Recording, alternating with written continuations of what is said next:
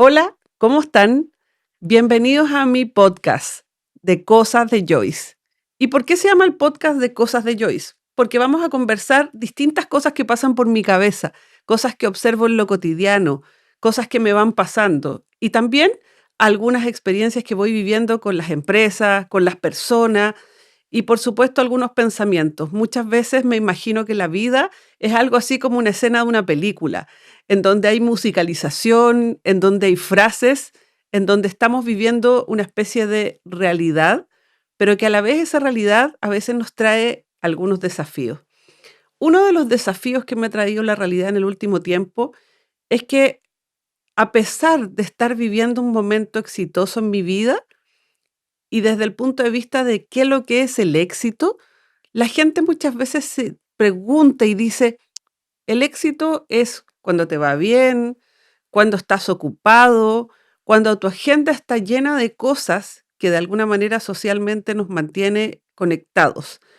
¿Pero nos mantiene conectados o nos mantiene desconectados de nosotros? Les voy a contar una escena que viví hace muy poco tiempo y tiene que ver con este concepto del estrés. Habitualmente yo me enfrento a muchos desafíos y de hecho elegí la labor de consultora porque me encanta acompañar a los demás a encontrar soluciones.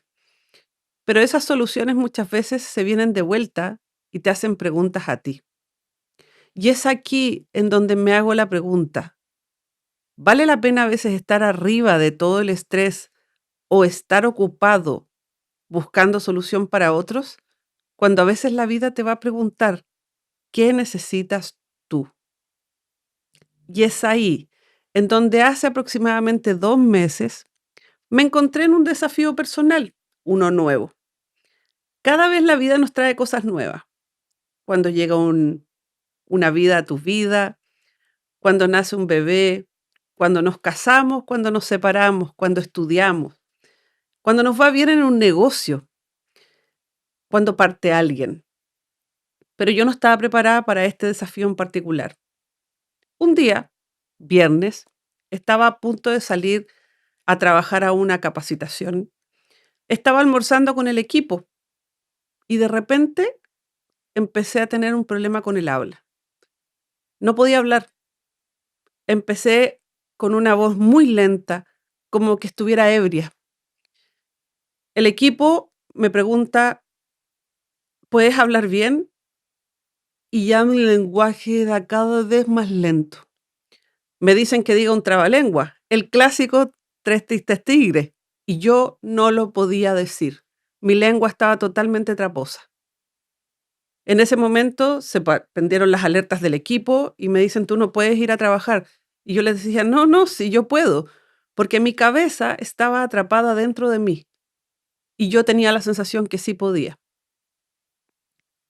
A los minutos, parte de mi equipo, de la gente de confianza, me dicen, vamos a la clínica. Y una de mis hijas trabaja conmigo directamente y en ese minuto estaba ahí y me lleva a la clínica y yo sentía mareo. Llamé a otra parte de mi equipo para que me reemplazara en otras actividades que tenía que tener. Mi gente también llamó a la empresa para contarle. Y llegué a la clínica y me encontré con que yo entré con un código que no estoy segura si era código azul o rojo, pero era un color porque iba muy perdida, muy mareada y vi una clínica que estaba llena, como es en invierno, pleno julio, y yo pasé directo. Me hacían pruebas, las clásicas donde te hacen mover el dedo frente al otro, me miraban la sonrisa y yo no entendía nada. Y entré por un ACV.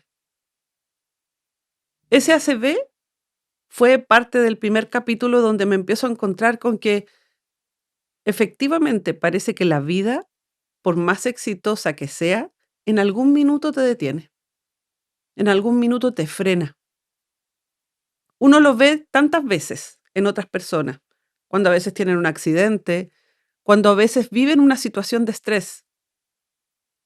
Pero en esta oportunidad la vida me decía, incluso yo he tenido operaciones a los meniscos, donde he estado con una pierna totalmente inhabilitada, con ligamento cruzado cortado, pero no es lo mismo, porque aquí yo estaba atrapada en mi cuerpo y mi cerebro tenía un espacio de conciencia, pero yo no podía salir de ahí. Y veía cómo me pedían que me desvistiera y me pasaron por la resonancia nuclear magnética y no encontraron nada. Después de 2 a 3 horas, me dicen: "La clínica está llena, no te recomendamos que te quedes, porque efectivamente te puedes contagiar de más cosas, no hay habitación, pero hazte varios exámenes". Yo, bien matea, perseguí el tema de los exámenes, me los hice, y a los 10 días dije: "Voy a ver a los médicos que me pidieron", y más o menos yo estaba en el proceso de hacerme los exámenes entre una semana y otra. Ustedes saben que no es fácil conseguir horas muchas veces con neurólogos, con exámenes específicos, cardiólogos. Y estoy en otra reunión porque volví a trabajar, los médicos no me dieron licencia, me dijeron que volviera a trabajar y estaba con un gerente general a punto de presentar para Miami, para uno de los socios integrantes de la empresa, y comenzó nuevamente. Nuevamente empecé a balbucear, nuevamente empecé a tener esta situación donde nuevamente el cuerpo se queda en una especie de jaula y mi mente atrapada dentro. Nuevamente parto a la clínica, me sacaron en silla de ruedas de la empresa. Imagínense, yo estaba en la sala del gerente general, a punto de exponerle a uno de los socios a Miami, y la vida nuevamente se detiene, y en ese minuto, a diferencia de la primera vez, me entró el pánico. Me fui llorando hacia la clínica, sin poder hablar bien. Mi hija me dice nuevamente, andaba con ella: "Grábate para que los médicos te vean". La grabación es impresionante. Y cuando llego a la clínica fue peor que la vez anterior. Paso nuevamente por un código que, vuelvo a insistir, no me acuerdo si era rojo o azul. Paso nuevamente, me sacan toda la ropa, nuevamente resonancia, después otro examen más y me dicen: "Lamentamos que no te puedes ir a la casa". En esta oportunidad no. Y yo lloraba y sentía que la vida se me había detenido. Y sentía que eventualmente, si no encontraba la solución ni el porqué, todo se detenía. Mi trabajo. Y cuando tú ya tienes más de 50 también te preguntas, ¿qué viene? Las teorías de los médicos eran múltiples, desde epilepsia, temas de vértigo, me hablaron de migraña con aura, apareció el tema del ACV, un pequeño ACV llamado tía, y lo máximo fue cuando me dicen eventualmente tienes un foramen en tu corazón y tienes que hacerte exámenes porque eventualmente puede haber coágulos que están pasando de un lado para otro. Les debo decir que mientras estaba hospitalizada pensaba, ¿qué está sucediendo? ¿Cómo no me pueden encontrar lo que está pasando? ¿Y por qué me pasó? Una de las respuestas que daban era estrés, altos niveles de estrés, y otra de las respuestas que me daban era, no sabemos lo que tienes. Después de un día de hospitalización, de múltiples exámenes, me volvieron a dar de alta porque no tenían certeza de lo que yo tenía y quedaba pendiente el examen cardiológico de foramen oval que está, se supone en mi corazón. Me fui a la casa y esa noche fue tremendo porque mis 2 hijas estaban esperándome, estaba mi marido y se sentaron todos alrededor de mi living y me dicen: "Mamá, no puedes seguir con el ritmo que estás. Tienes que parar, tienes que pasar las llaves del auto, no puedes manejar". Y esto fue un viernes. Y les debo decir que entre el viernes y el domingo viví un infierno, porque mi sensación era, se detuvo la vida. Era yo y la sensación del hogar de ancianos. Yo entendía de que ellos lo estaban haciendo por cariño conmigo, lo entendía, pero por otro lado yo decía: "¿Cómo mi vida se va a detener así y va a terminar así mi vida laboral, mis inquietudes, mi libertad de acción?". Los que me conocen saben que yo soy una persona súper libre, autosuficiente, no solo con ganas de vivir, sino que de empujar al mundo para que viva. Y en ese minuto, mi vida se detenía. La verdad es que fue un momento muy difícil. Me escuché muchas canciones tristes porque era el momento para detenerme y llorar. Era el momento para detenerme y preguntarme qué es lo que quiero hacer y qué está pasando. Me puse a buscar qué es lo que era desde la biodecodificación, el tema de que mi cerebro en algún minuto se desconectaba. Y una de las cosas que me quedó dando vuelta era que después de todo lo que me sucedía me venía un dolor de cabeza tremendo.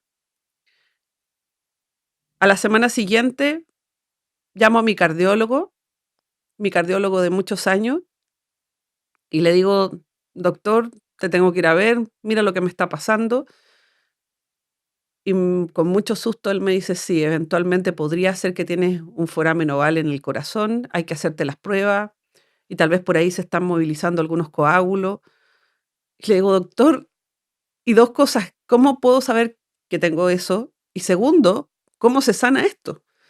Y me dice, lo primero es que te tengo que hacer un examen en donde se pone una burbujita vía intravenosa y esa burbujita pasa por tu corazón. Y así yo observo si tienes en el fondo este pequeño hoyito, este pequeño foramen. Y lo segundo me dice, no te preocupes porque el procedimiento es muy sencillo. Y yo decía, ¿en qué minuto mi cabeza y mi corazón están en problemas? Y los que saben también que yo trabajo con el eneagrama y que estudio mucho el eneagrama hace más de 30 años, los centros que tienen que ver con el eneagrama están en la cabeza, el corazón y el estómago. Y en ese minuto tenía dos de los centros dañados, el de la cabeza y el del corazón eventualmente. El mismo médico me dijo, no te preocupes, yo hago este examen, te ayudo a pedir una hora apurada. Al otro día yo ya estaba entrando a la hora y le pedí a una de mis hijas que por favor me acompañara porque efectivamente quería que alguien hablara con el médico al terminar, porque además yo seguía muy mal emocionalmente. Vuelvo a insistir, la vida se detuvo y se detuvo violentamente. Desde el punto de vista personal, entré al examen, yo estaba aterrada. No era miedo, era terror de tener esto que me habían diagnosticado. El médico muy amable y con un estudiante en práctica y con una enfermera me lanzaron un par de bromas, logré sonreír en algo y me acuerdo de que me ponen esta inyección en el brazo, entra con la burbujita, llega hasta mi corazón y a mí me da tos. Y el médico salta de alegría y me dice, no tienes nada. Y yo lloraba y le decía, gracias doctor, no tengo nada. Por favor anda a hablar con mi hija afuera, diles que no me detengan la vida. Yo sé que me quieren, pero diles que no me detengan la vida. Y sale el doctor, habla con mi hija, le explica,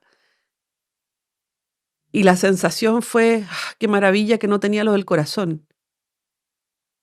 Pero todavía no sabíamos qué pasaba con mi cabeza. Pasaron unos días y de alguna manera lo que termina sucediendo es que el médico me dice, Joyce, devuélvete al neurólogo. Lo más probable es que tienes migraña con aura del tronco encefálico. Yo le digo, pero doctor, si yo en general no tengo migraña. Y me dice él, es que no necesitas tener migraña eventualmente para vivir lo que estás viviendo. Me devolví al neurólogo y efectivamente me dicen descartado la enfermedad 1, la 2, la 3, la 4, la 5. Confirmamos entonces migraña con aura del tronco encefálico. Y por primera vez me recuerdo de la primera entrada a la clínica cuando me dicen si tengo migrañas. Y yo le respondí que no, porque yo en general no tengo migrañas. Y me empiezo a encontrar con una enfermedad, con un diagnóstico que me dijeron se disparó hoy día y te va a empezar a acompañar para toda la vida. Imagínense, tener una condición que estaba viviendo tal vez latente en mi historia, pero que se había disparado por estrés, por exceso de café, tal vez por haberme tomado el mismo día un café más una copita de vino y tal vez quesos. Súmenle el estrés, tal vez a veces dormir no tan bien, y esto se dispara. La verdad es que fue todo un proceso porque me recomendaron inicialmente tomar topiramato, el que efectivamente me empezó a hacer muy bien en la primera etapa, pero después nos dimos cuenta que me generaba un daño en el riñón porque genera cálculo. Poco se habla de esto. En Chile hay pocos estudios de esto y en América Latina. Empecé a estudiar porque los que me conocen saben que yo soy muy matea, muy estudiosa. Empecé a estudiar sobre el tema. Me inscribí en el Club de la Migraña, que está en TikTok y que les agradezco que existan, porque me di cuenta que hay mucha gente que lo tiene. Hay mucha gente que tiene la migraña con aura del tronco encefálico y algunos pasan a disartria como yo, otros simplemente pasan a ceguera, quedan ciegos por 20 minutos, 15 minutos, porque los episodios más o menos duran 15 a 20 minutos, pero a mí no me dan migrañas ni antes ni prácticamente después. Y sí quedo con disartria total en el lenguaje, como que estuviera ebria. Quedo eventualmente con problemas de lentitud y con un mareo. Y a mí, gracias a Dios, antes de cualquier episodio me viene una especie de bote. Los médicos hablan del embotamiento. Me viene una especie de bote. Por lo tanto, empecé a vivir con esta nueva condición en mi vida. Y empecé a darme cuenta que podría tomar un medicamento SOS que me lo dejaron, que podía darme cuenta en el momento que venía en el fondo el episodio más fuerte a través del embotamiento, que dura más o menos unos 5 minutos antes de que parta. Y empecé a vivir con esto. Y me devolvieron las llaves del auto y pude volver a trabajar. Y mientras le contaba a la gente, porque muchos estaban muy preocupados por mí, amigos, clientes, familia, un amigo de muchos años me dijo en un lugar, y es de empresa, mira Joyce, toma esto como que fuera una especie de oso gigante que te abraza y que ese oso gigante después de unos minutos se va y la vida continúa. Me pareció, yo que trabajo en coaching, tan dulce la explicación, tan amorosa, me pareció una explicación tan de anclaje. Él me contaba de que esto se lo explicaba a su hija que tenía epilepsia, porque la condición de la migraña con aura del tronco encefálico es una condición neurológica. No es un dolor de cabeza como cree la gente, es una condición neurológica. Y esta migraña con aura del tronco encefálico efectivamente te imposibilita por unos minutos, pero después te suelta. Puede ser cada 15 días, puede ser una vez al mes, puede ser una vez al año, no se sabe, pero hay que saber vivir con ella. Y él me dice, cuando mi hija era pequeña y tenía epilepsia, yo le explicaba, me dice, que es como un oso que viene, te abraza, te pesa, pero después se va. Me pareció tan dulce, tan amorosa esa metáfora, que la tomé y me la dejé para mí. Y hoy día cada vez que puedo se la explico a la gente. Pero la pregunta es, ¿cuándo nos detenemos? ¿Cuándo nos damos cuenta que efectivamente esto nos está dañando?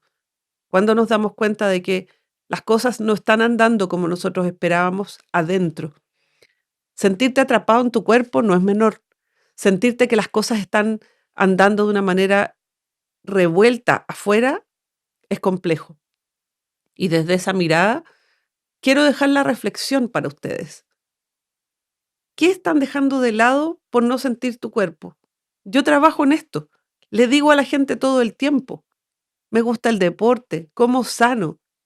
Pero a pesar de eso, había una desconexión en mí que el cuerpo me la muestra. O tal vez necesitaba detenerme. No lo sé. Quedar atrapado en tu cuerpo, adentro, sin poder hablar, sin poder manejar tu lengua, como corresponde para poder decir las palabras, es tremendo. Y la pregunta es, ¿por qué yo tuve que quedar atrapada para detenerme? Bueno, la pregunta era entonces, ¿qué voy a cambiar? ¿Cómo continúo? Y otra de las cosas que mis hijas se preguntaban, ¿quedé con daño? La respuesta es no. No quedas con daño cerebral, no quedas con traza de ningún tipo. Sin embargo, quedas con un montón de preguntas. Y algunas de esas preguntas era, bueno, ¿cuánto me estoy dando yo al mundo que eventualmente tengo que dármelo a mí? Y empezó a pasar en estos 2 meses que no contesté llamados telefónicos que eran para pedirme favores, que no contesté llamados telefónicos que eran para, Joyce, dame una idea, que no contesté llamados telefónicos para efectivamente cosas que yo sentía que me quitaban tiempo.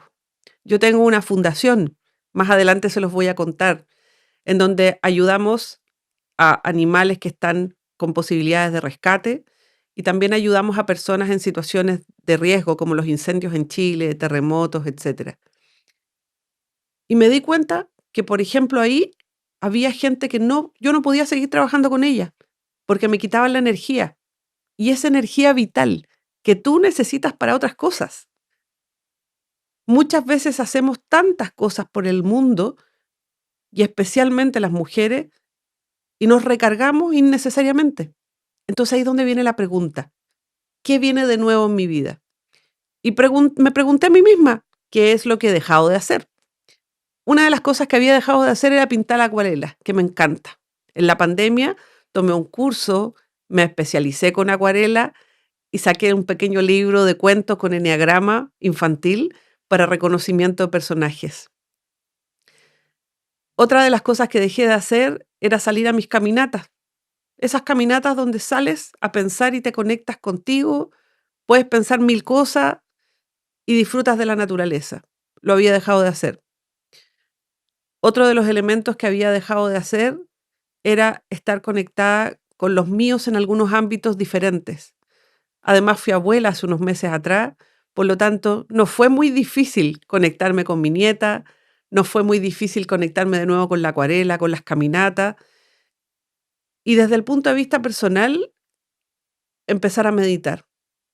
Hace muchos años atrás conocí a un lama con el que de alguna manera generé un vínculo que es muy bonito y aprendí el tipo de meditación chámata que se llama. Y lo retomé, porque los momentos de silencio, los momentos para ti son fundamentales.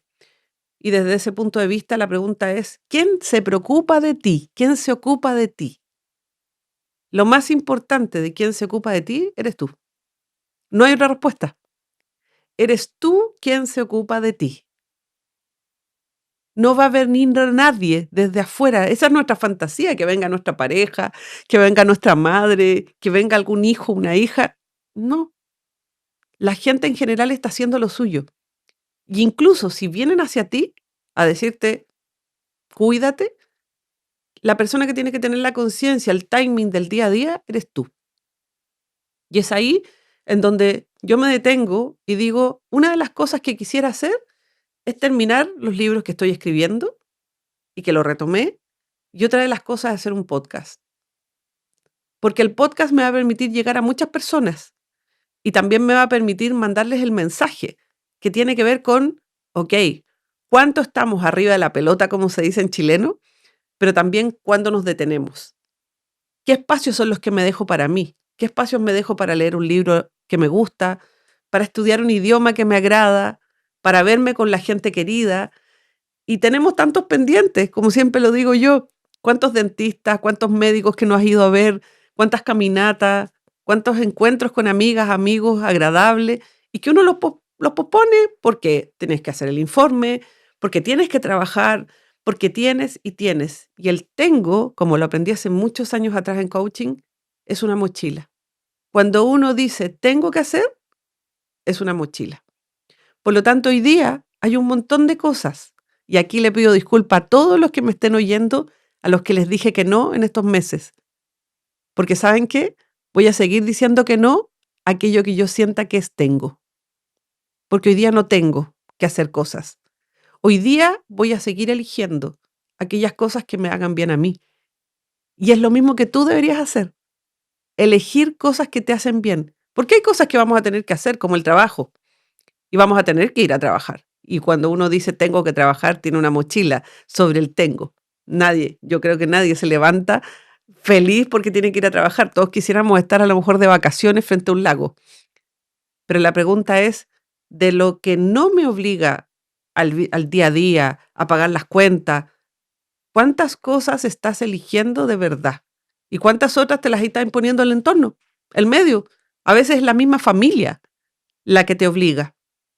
Hace muchos años atrás conversaba con una mujer que era dueña de casa. Estábamos haciendo una formación para gente de la educación. Y esta mujer me decía, es que yo tengo que llegar en la tarde a lavar la loza, a lavar la ropa. Y yo le decía, ¿y con cuántos vives en la casa? Con 3. Mi marido y mis 2 hijas, una de 17 y una de 15. Y yo le dije, hice esta pregunta, ¿tienes que hacer lo que estás haciendo? Y ella me dijo, ¿sabes qué? No. Y le dije, ¿y cómo se te ocurre salir de ese espacio, del tengo? Y me dijo, es que lo único que se me ocurre es dejar ahí las toallas tiradas en el baño, la loza sucia, y eso no me gusta. Bueno, ¿y qué te gustaría hacer? Muy pregunta de coaching. Y ella me dice, dejar las toallas tiradas, dejar la loza sucia. Le dije, ¿y algo te lo impide probar? No. Y lo empezó a hacer. Una semana. Nos vimos a los 15 días y le pregunto cómo le fue. Y me dijo, Joyce, fue increíble. Porque yo me lavaba mi plato, mi vaso, mi cuchillo, mi tenedor, mi toalla, mi ropa.